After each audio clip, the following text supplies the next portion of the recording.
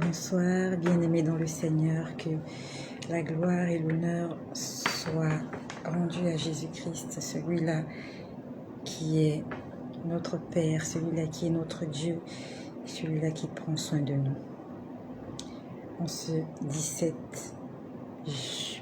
août 2021, nous sommes le 17 août 2021 et le Seigneur Jésus-Christ nous a permis d'être comptés parmi les hommes et les femmes vivantes et rendons-le gloire pour cela.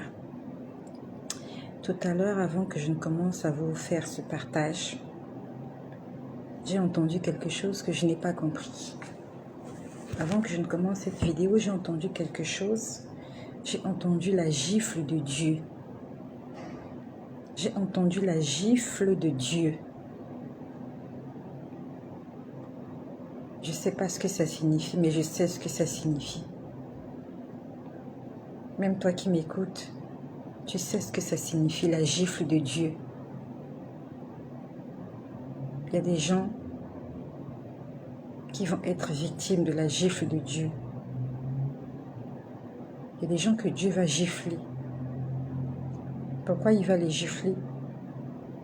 Nous savons les raisons qui poussent Dieu à se mettre en colère. Ce qui pousse Dieu à se mettre en colère, c'est ce qui pousse tous les parents à s'irriter contre les enfants. C'est lorsque les enfants sont désobéissants, lorsque les enfants vont à l'encontre de la volonté et de la destinée que les parents se sont fait sur eux. Ça s'est passé tout à l'heure, ça fait quelques instants. J'ai entendu la gifle de Dieu. Attention à la gifle de Dieu. La Bible nous dit que Dieu est lent à la colère. La Bible nous dit que Dieu est lent à la colère. Ça veut dire qu'il prend du temps avant de se mettre en colère. Mais s'il est en colère, comment faire pour calmer la colère de Dieu? Pour calmer la colère de Dieu, il faut se repentir. Il faut se confesser. J'ai entendu la gifle de Dieu. Bonjour à ma sœur Prunelle Pelé. Que le Seigneur te fasse du bien, ma sœur Prunelle Pelé. Donc je disais qu'aujourd'hui nous sommes le mardi 17 août 2021. Je vais vous dire ce que le Seigneur m'a montré hier soir. Hier soir, je ne me rappelle plus exactement à quelle heure j'étais montée dormir. Mais avant de dormir, j'étais en train de lire ma Bible. Toujours, j'étais en train de lire ma Bible. Et généralement, sois bénie, sois aussi bénie ma sœur Prunelle, là où tu te trouves. Et le Seigneur me dit que tu es... Le Seigneur me dit que tu es la prunelle de son œil. Et que personne ne va te toucher si tu t'accroches à lui et que tu lui fais confiance. Tu es la prunelle de l'œil du Seigneur. Donc hier, le 16 août 2021, j'étais en train de lire ma Bible hier soir, dans le livre de Matthieu. Et pendant que j'étais en train de lire ma Bible, j'ai entendu la basilique. J'ai entendu la basilique. Je sais que toi qui m'écoutes, il y a beaucoup de gens qui aimeraient écouter la voix de Dieu. Commence à lire ta Bible fréquemment. Commence à prier régulièrement. Commence à faire des choses que Dieu aime régulièrement et tu verras qu'il va te parler. Dieu nous parle à travers sa parole. Lorsque tu es en communion avec Dieu, Dieu te dit des choses. Dieu ne te dira pas des choses si tu n'es pas en communion avec lui. Dieu ne te dira pas des choses si tu n'aspires pas à l'écouter. Bonjour à mon frère Martin qui est là. Que le Seigneur te bénisse, mon frère Martin. J'ai entendu ça hier pendant que je lisais ma Bible. J'ai entendu la basilique. Quand j'ai entendu la basilique, ça m'a laissé réfléchir. Je me suis dit, c'est quoi la basilique? Seigneur, la basilique a fait quoi? J'ai continué de lire. Après, j'ai entendu la basilique Saint-Pierre de Rome. La basilique Saint-Pierre de Rome. J'ai jamais été à Rome. J'ai jamais été à la basilique Saint-Pierre de Rome. Pourquoi le Seigneur m'a parlé de la basilique Saint-Pierre de Rome? Tout à l'heure, je suis allée sur Internet, j'ai tapé la basilique Saint-Pierre de Rome. On m'a sorti, c'était écrit le Vatican. Donc la basilique Saint-Pierre de Rome, c'est le Vatican. Je n'ai jamais été au Vatican. Si le Seigneur m'a parlé de ça hier, ça veut dire qu'il y a quelque chose qui peut-être va se passer au Vatican ou qui est en train de se passer au Vatican. Quoi exactement, je ne sais pas. Il y a quelque chose qui se passe au Vatican. Raison pour laquelle le Seigneur a braqué ses yeux au Vatican. Je ne sais pas ce qui se passe là-bas. Mais ici, le Seigneur est en train de nous avertir. Cette chaîne n'est pas une chaîne pour juger. Cette chaîne n'est pas une chaîne pour condamner.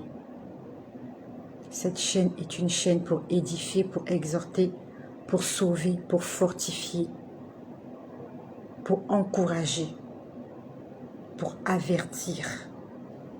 Il y a quelque chose qui va se passer à la basilique Saint-Pierre de Rome, appelée le Vatican. Je ne sais pas ce que c'est. J'ai continué de lire ma Bible et je me suis mise à genoux, j'ai commencé à prier. Ça s'est passé hier. Quand je priais, j'ai vu beaucoup de choses. J'ai vu beaucoup de choses que je ne comprenais pas. J'ai vu beaucoup de choses que je ne comprenais pas. Et parmi les choses que j'ai vues hier, j'ai beaucoup vu des poupées Barbie. Bonjour à Stevie Obambi. Soyez bénis là où vous êtes nombreux qui êtes connectés. Soyez bénis. J'étais en train de voir des poupées. Je ne sais pas pourquoi le Seigneur me montrait des poupées. Je ne sais pas, des poupées Barbie. Je voyais les poupées Barbie, mais c'est comme si elles étaient ensorcelées. Vraiment, je ne sais pas pourquoi le Seigneur me l'a montré hier quand je priais. Il me montrait des poupées Barbie. Elles étaient nombreuses. Beaucoup de poupées Barbie. Bonsoir à ma sœur Lydie Véro. Bonsoir à ma sœur. Que le Seigneur te fasse du bien. Je prie que cette Lydie-là que j'ai vue la dernière fois en train de témoigner, que ce soit toi. Je prie vraiment que le Seigneur te fasse témoigner de la grandeur de sa gloire dans ta vie. J'ai vu beaucoup de poupées Barbie. Bonsoir. J'ai vu beaucoup de poupées Barbie. Je ne sais pas pourquoi. Je ne sais pas quel message le Seigneur voulait me dire sur les poupées Barbie. Elles étaient étalées comme ça, nombreuses. Il y avait beaucoup de poupées Barbie. Et on a attiré mon attention sur une poupée Barbie qui était habillée en kimono. Quand je parle de kimono, je ne parle pas du kimono de Bruce Lee. Je parle du kimono, je crois qu'on appelle ça le kimono. Ce que ces femmes japonaises portent là, quand elles se maquillent, elles sont toutes blanches. Elles sont toutes blanches. Elles portent des robes qui couvrent les pieds avec des chaussettes blanches. Elles mettent des fleurs sur leur tête. Et quand elles portent ces robes-là, elles marchent à peine. Quand on porte ces robes-là, il faut marcher doucement. Je crois qu'on appelle ça des kimonos. Je ne sais pas, je crois. Je crois. Par rapport à la petite connaissance que j'ai, je crois qu'on appelle ces habits-là des kimonos. Je crois que ce sont des femmes japonaises qui portent ça. Et cette poupée Barbie-là avait porté un kimono. Sauf que, c'est comme j'ai dit, ces poupées-là c'est comme si elles étaient ensorcelées. Quand je dis comme si elles étaient ensorcelées, leurs yeux là, comme ma sœur Prunelle qui est tout à l'heure. La prunelle des yeux, c'est ce qui est noir là. Qu'on appelle aussi l'iris. Je crois que c'est là l'iris. L'iris ou le cristallin. Je ne sais pas. Bref, ce qui est noir là, c'est la prunelle des yeux. Et c'est toutes ces poupées Barbie là, elles n'avaient pas de prunelle ordinaire. À la place du noir, c'était tout blanc. Donc on va dire que leurs yeux étaient tout blancs. J'ai pas envie de faire la grimace de peur de défrayer, mais elles n'avaient pas le noir là. Elles n'avaient pas l'iris. Donc tout était blanc. C'est pour ça que lorsque je les voyais, j'avais l'impression qu'elles étaient ensorcelées. Et elles étaient là, couchées. On les avait mises quelque part, les unes à côté des autres. Tout est des Barbies féminines, parce qu'on sait que s'il y a des Barbies masculins, comment on l'appelle, la Ken, voilà. Il n'y avait pas de Barbie homme. Il n'y avait que des Barbies filles, féminines,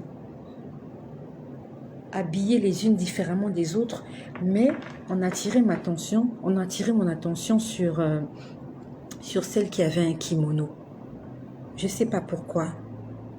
Je ne sais pas pourquoi. Sûrement le Seigneur me transmettre un message. Je ne sais pas. Est-ce que j'ai une mère qui m'écoute? Est-ce que ton enfant, ta fille, a une poupée Barbie qui est habillée en kimono? Comme les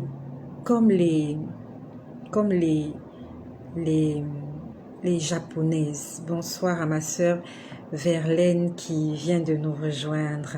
Que le Seigneur vous bénisse, vous toutes mes sœurs, que le Seigneur m'a donné au moyen de cette chaîne.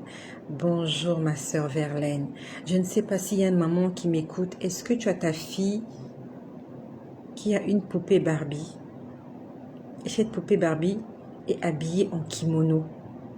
Kimono, c'est ce vêtement de cérémonie sacré que ces femmes japonaises la portent. Ou peut-être que ta fille t'a demandé de t'acheter une poupée. Je ne sais pas pourquoi le Seigneur m'a montré cette image-là.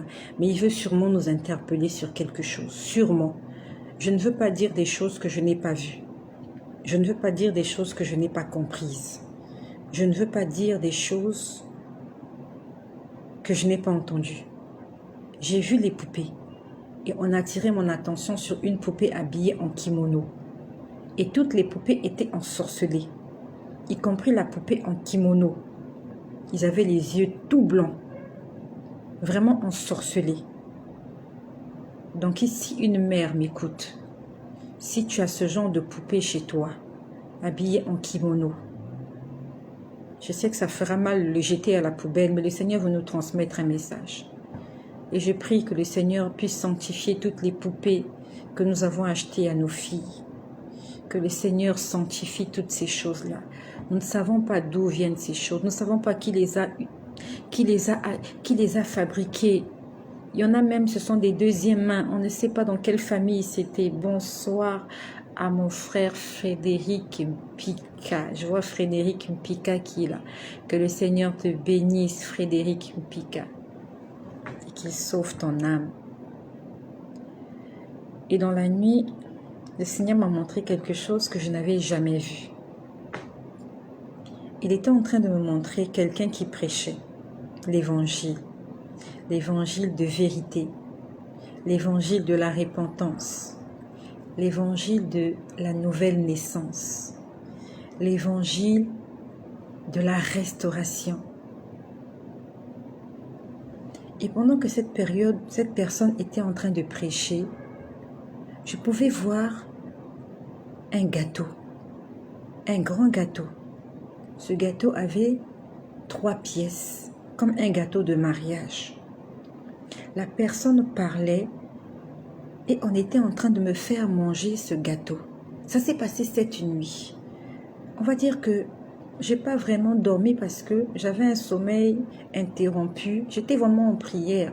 Je dors, je prie, je dors, je prie, je dors, je prie. Donc le Seigneur m'a montré une personne en train de prêcher l'évangile. Au départ, c'était une femme qui était en train de prêcher l'évangile de la repentance, l'évangile du salut. Et pendant que la personne, c'était une femme, elle était en train de prêcher l'évangile, je voyais qu'il y avait un gâteau 3 pièces, comme un gâteau de mariage. Et on était en train de me faire goûter ce gâteau. Ce gâteau avait un mélange de parfums. Il y avait, comment je peux dire, quand je dis un mélange de parfums, c'est comme si, quand vous goûtez la première fois, ça a le goût du chocolat. Vous goûtez la deuxième fois, ça a le goût de la fraise. Vous goûtez la troisième fois, ça a le goût de la menthe. Vous goûtez encore, ça a le goût de, je sais pas, de la pomme, ça a le goût de... Vraiment, c'était un gâteau. J'ai jamais mangé un gâteau comme ça, où il y a un mélange de parfums. Les parfums. Donc, plus elle parlait, plus je pouvais sentir ce goût dans ma bouche. C'était réel. C'était un goût réel. J'étais allongée sur mon lit et je pouvais sentir ce goût-là dans ma bouche. Dans ma bouche. Je sentais le chocolat. Je sentais le goût du chocolat. Moi, j'aime le chocolat. Je sentais le goût du chocolat. Je sentais le goût de la vanille. Je sentais le goût de l'orange. Je sentais le goût de divers parfums. Je ne sais pas qui était en train de me faire manger ce gâteau. Je pouvais voir le gâteau en face de moi. Je pouvais voir la femme en train de prêcher sur ma droite. Le gâteau était sur ma gauche. Elle prêchait à une multitude. Elle avait un micro en main. Et pendant qu'elle prêchait, je ne sais pas qui, avec une petite cuillère, était en train de prendre des petites portions de gâteau, de me mettre ça dans la bouche. Et je sentais, c'était réel. C'était tellement réel. C'était très bon. J'aime pas trop les gâteaux de mariage parce que je trouve qu'il y a trop de crème. Il y a trop de crème chantilly. J'aime pas la crème chantilly. Mais ce gâteau-là, il était très bon. Il était très bon. On était en train de me faire goûter ce gâteau. On me faisait goûter. Je sentais des parfums mélangés. Le chocolat, la fraise, c'était mélangé. La mangue, c'était mélangé. J'ai pas compris ce que cela signifiait. Puis après, le Seigneur me montre une deuxième personne. Cette fois, c'était un homme qui prêchait. Et je connais cet homme-là, il passe sur les réseaux sociaux. Il est aimé, il est apprécié, il est responsable d'une grande église. Et pendant que cet homme-là prêchait, c'est plus le gâteau qu'il y avait, j'ai vu une carafe. C'était une carafe. À l'intérieur de cette carafe, il y avait une boisson. Et on avait scotché, la carafe était scotchée. Quand je dis la carafe était scotchée, on avait pris la carafe, on avait entouré de scotch. Il y avait du scotch. Et le Seigneur m'a expliqué pourquoi. Mais vraiment, quand j'ai vu ça, j'ai été intriguée. Je me suis dit, mais pourquoi on a scotché cette carafe? Donc, pendant que le monsieur prêchait, c'est un pasteur reconnu sur les réseaux sociaux. Je ne vais pas donner son nom. Mais je sais que ce pasteur est dans la vérité. Contrairement à plusieurs pasteurs qui ne sont pas dans la vérité. Je sais que ce pasteur est dans la vérité. Il prêchait. Pendant qu'il prêchait, la carafe était derrière lui.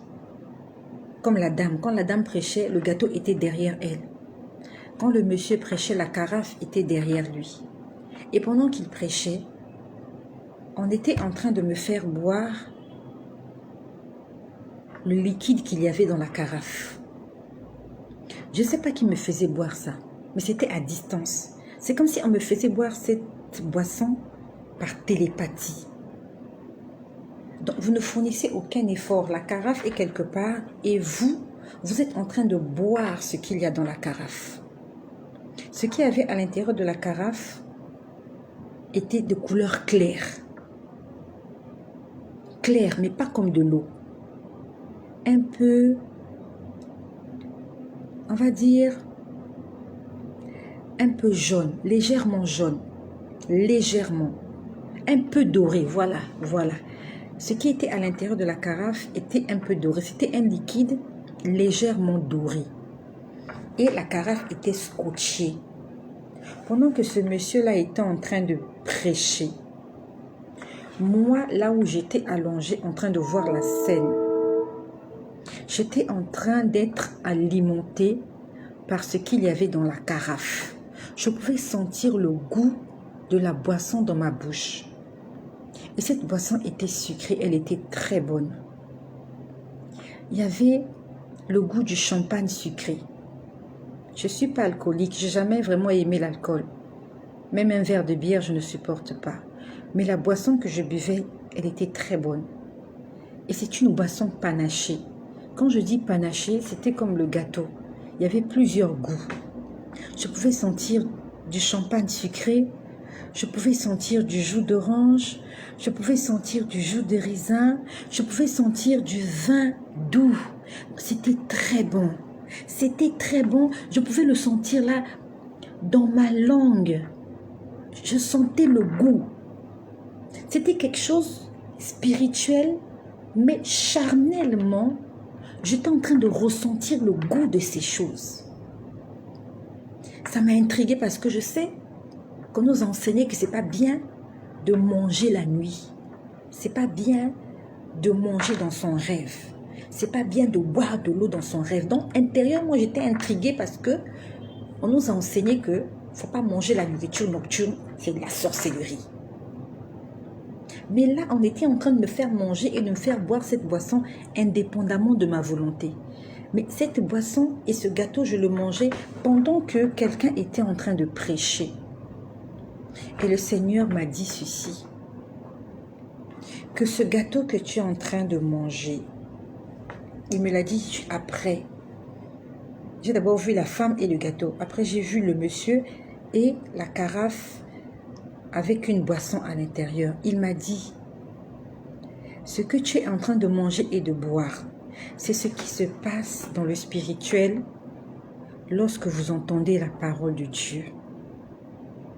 Il m'a dit, lorsque vous entendez ma parole, quand tu vas à l'église, tu t'assois, ou même si tu es les réseaux sociaux, quand tu entends la parole de Dieu, quand tu nourris ton âme, il m'a dit que c'est ce goût-là, on ne le sent pas. J'ai jamais senti ce goût-là quand je vais à l'église. Quand le pasteur prêche, j'ai jamais senti le goût dans ma bouche.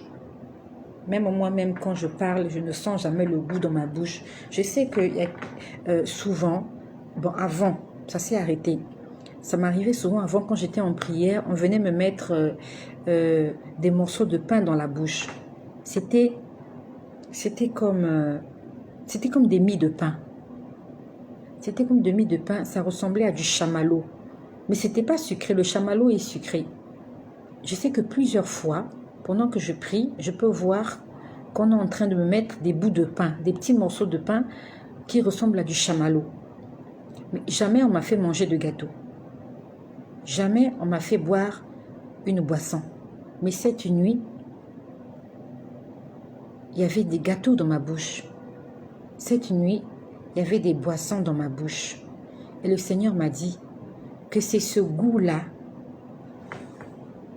qu'a sa parole. Il m'a dit, c'est le goût de ma parole. La parole de Dieu a un goût. Et j'ai senti ce goût-là cette nuit. C'est un mélange de tous les parfums qui peuvent exister sur terre. C'est un mélange de goût de chocolat, de fraises, de vanille, de je ne sais pas de quoi, de tout ce que tu aimes. Je ne sais pas quel est ton plat préféré. La parole de Dieu, c'est un mélange de plusieurs goûts, doux et bons. Et après, quand le monsieur prêchait, je sentais la boisson dans ma bouche. Je sentais du champagne sucré. Je sentais le goût du jus de raisin, le jus de pomme, le jus d'ananas. C'est-à-dire que les goûts se succèdent. En fait, on ne peut pas expliquer ce phénomène. C'est indescriptible. Et c'est la première fois que je vis cette expérience-là. Il m'a dit, c'est le goût de ma parole. La parole de Dieu a un goût que toi et moi, on ne sait pas.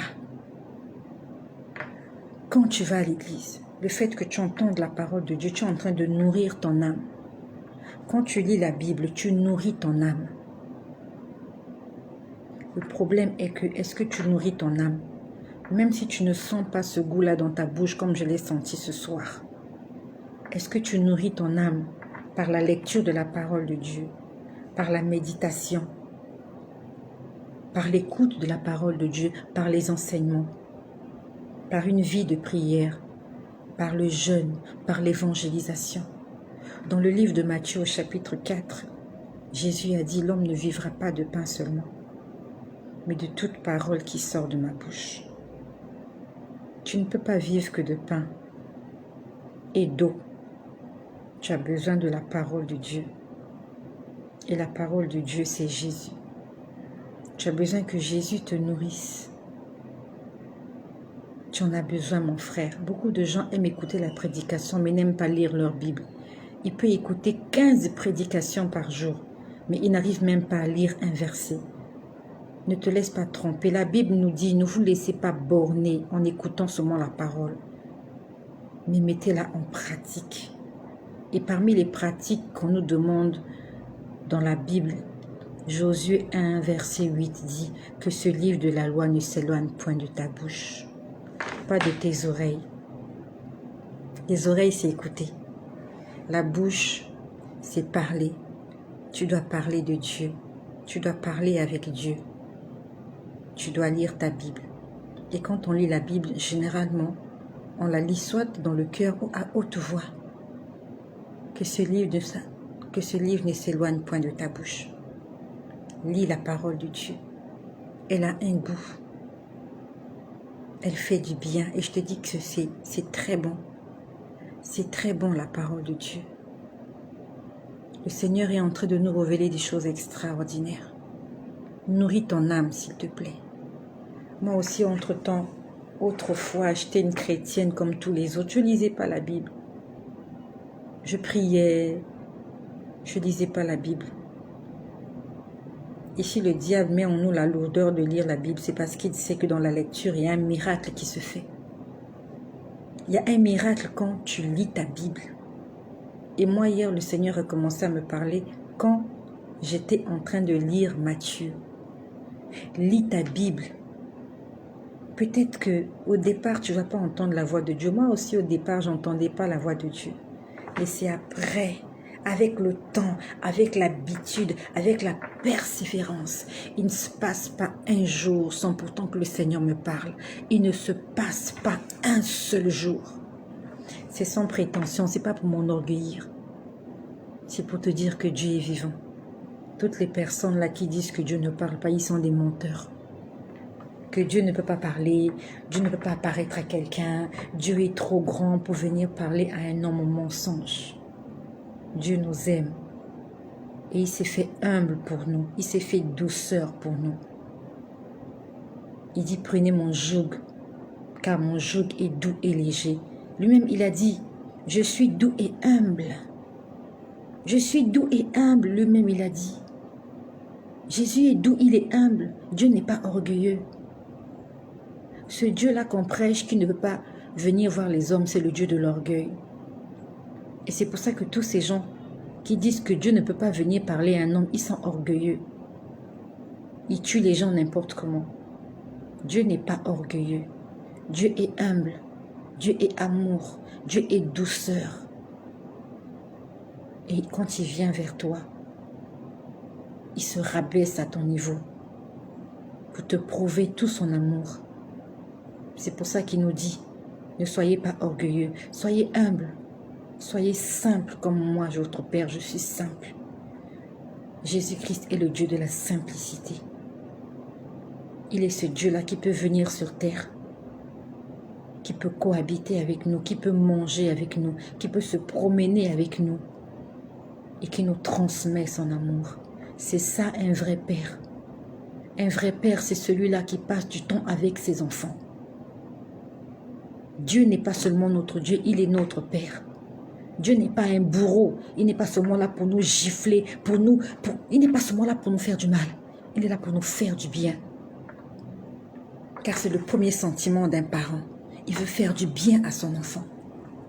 Et c'est quand l'enfant ne veut pas écouter que le parent prend la chicotte. Notre Dieu n'est pas un Dieu méchant, celui qui est méchant c'est l'ennemi. C'est Satan qui est méchant.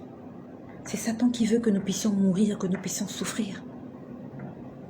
Dieu ne veut que de notre bien, car il connaît les projets qu'il a formés pour nous. Projets de paix et de bonheur, afin que nous ayons de l'avenir et de l'espérance. Jésus-Christ est bon. Je vous ai dit que dans la nuit du dimanche, j'étais là à genoux, allongée sur mon lit, les mains étendues. Il est venu se mettre en face de moi, comme un ami, comme un frère. Il m'a tenu par les deux mains. Il me regardait dans les yeux, les larmes aux yeux. Il avait l'apparence d'un jeune homme. Il n'était pas vieux avec une barbe, non. Non. Il n'avait pas une épée ou une chicotte, non. Il avait un vêtement blanc. Il me tenait par la main et il me disait, n'arrête pas de parler. Il me disait, s'il te plaît, n'arrête pas de parler, continue de parler. Je suis en train de venir. Vous voyez, c'est comme quelqu'un qui vous dit ses dernières paroles. On voit ça dans les films, quand quelqu'un commence à mourir. Il vous dit ses dernières paroles, et ce sont ces paroles-là les plus importantes. Quand vous êtes sur le lit d'un mort, ces dernières paroles sont très importantes pour ses proches. Les dernières paroles de quelqu'un avant de partir sont très importantes. Et quand les gens de la famille se commémorent l'événement, ils se disent, tu te rappelles sur son lit d'hôpital ce qu'il avait dit? Est-ce que tu te rappelles ce qu'il avait dit avant de mourir? Il était là comme quelqu'un. Il est en train de passer ses derniers instants. Il est en train de dire, n'arrête pas, je t'en prie. Continue de parler. N'arrête pas, n'arrête pas. Je ne vais pas tarder à venir. J'arrive, je suis en train de venir. N'arrête pas de parler. Il n'a pas dit ça qu'à moi. Il te dit ça aussi à toi. N'arrête pas de parler de Jésus. N'arrête pas de prier. N'arrête pas de lui faire confiance. N'arrête pas d'avoir la foi. N'arrête pas de lui adresser tes prières. Ne te fatigue pas. Continue. Continue. Il viendra te sauver. Il viendra te consoler. Il viendra sécher tes larmes. N'arrête pas. Car la Bible nous dit que c'est celui qui persévérera jusqu'à la fin qui sera sauvé. Ne t'arrête pas en cours de route. Cours ta course jusqu'à la fin. Car c'est à la fin de la course que tu auras une récompense. Ce n'est pas en cours de route qu'on te donnera ta couronne. Si tu t'arrêtes en chemin, on va t'appeler démissionnaire. Il faut que tu arrives jusqu'au terme de la course, même si tu arrives en retard. Après tout le monde, au moins, tu es arrivé à la ligne d'arrivée. Cours. Cours pour une couronne incorruptible. Voilà ce que j'avais à vous dire aujourd'hui. Le Seigneur m'a parlé de la basilique Saint-Pierre de Rome. Il va se passer quelque chose là-bas. Qu'est-ce qui va se passer? Je ne sais pas. Quand cela va se passer, je ne sais pas. Mais pour ceux qui sont abonnés, je vous ai dit qu'il y a quelque temps de cela, j'ai vu un grand dirigeant ecclésiastique qui était mort. Et ce grand dirigeant-là, il porte une soutane blanche lorsqu'il parle aux gens, à ses fidèles. Lorsqu'il parle à ses fidèles, il se met sur une fenêtre là-haut. Il est d'un certain âge, il a la peau blanche. Il se met à une fenêtre et il parle. Il porte une soutane. Souvent, il a une couronne sur la tête. Il a des croix au cou. Il a des bagues aux doigts. Des choses comme ça. Je crois qu'il a des bagues aux doigts. Je crois, je ne fais pas trop attention. Et que celui-là qui va le remplacer, ça sera le dernier. Après lui, il n'y aura personne. Il va se passer quelque chose à Rome. Et j'ai entendu tout à l'heure la gifle de Dieu. Faisons attention. Mangeons la parole de Dieu. Merci à toutes les personnes qui sont là. Je vois Prunelle qui est là. Je vois Martin Koulou. Je vois Ligia. Je vois Prunelle. Je vois Marcel de Leslie. Vous êtes nombreux. Voilà, ça ne défile plus. Que le Seigneur vous bénisse et surtout ne gardez pas ce message pour vous-même. Envoie-le à quelqu'un qui a besoin d'être béni comme toi. Que le nom de Jésus-Christ soit glorifié. Marchons dans l'obéissance et dans la sanctification. Car notre Seigneur Jésus-Christ revient déjà.